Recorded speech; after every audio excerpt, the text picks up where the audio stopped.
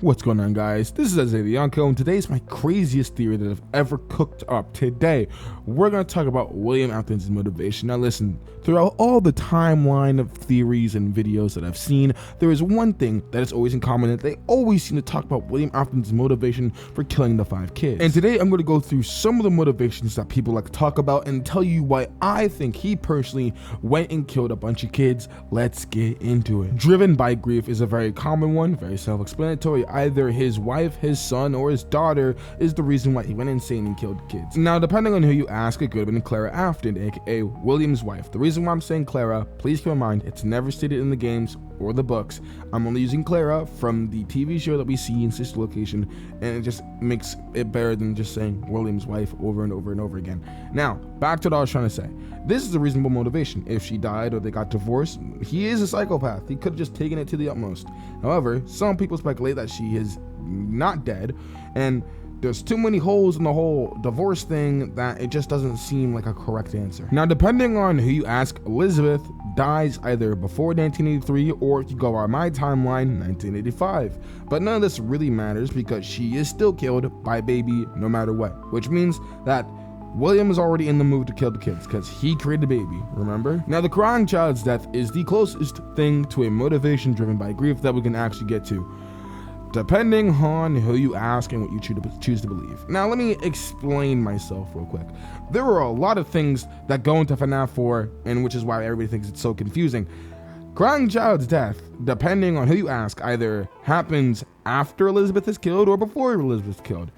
And on my timeline, I put Elizabeth's death after crying child's death, which means if you believe my timeline, then William hasn't created the funtime animatronics and everything seems peachy, right? Well, according to game theory, wrong. You see, because of what game theory said, on night 4 in FNAF 4, there was a scene where crying child is locked in Freddy's from the diner's closet. Now, according to game theory, that also means that you believe that there is a dead body in that closet. Are you seeing where I'm getting at?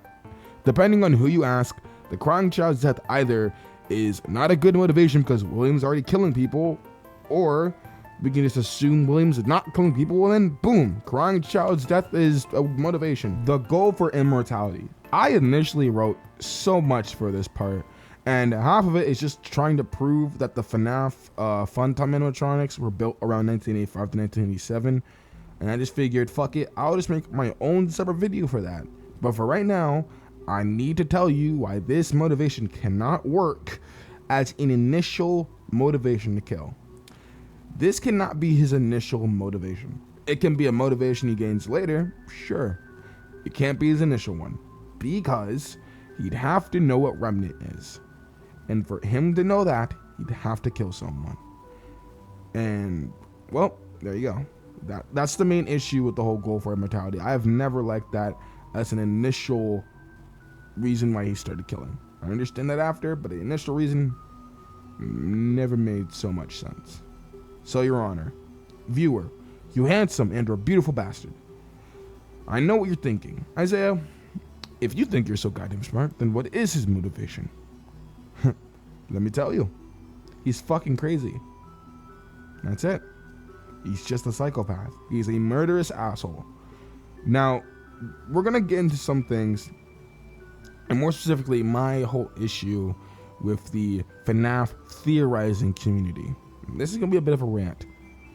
Just because, as a narrative, it doesn't suit for you, doesn't mean it's not true. I understand. This is good for narrative reasons. I understand why you want to cling to that. But please, you need to listen. Listen to me.